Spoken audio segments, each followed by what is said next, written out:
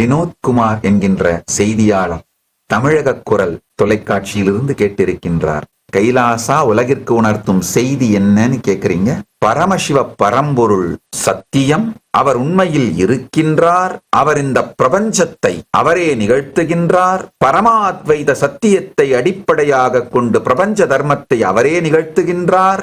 மனிதர்கள் அவர் அருளிய பரமசிவ பரம்பொருள் அருளிய வேத ஆகம தர்மப்படி முறைப்படி நம் வாழ்க்கையை அமைத்து வாழ்ந்தோமானால் அவர் அளிக்கும் பரமாத்வைத நிலையில், அவர் இருக்கும் பரமாத்வைத நிலைக்கு நாமும் அடைய முடியும்.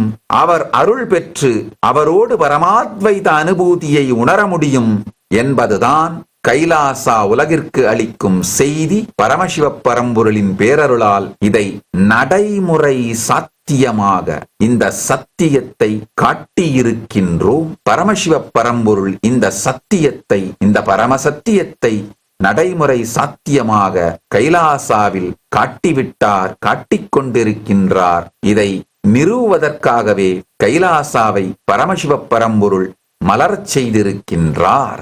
இதுவே உண்மையான சனாதன இந்து தர்மம்.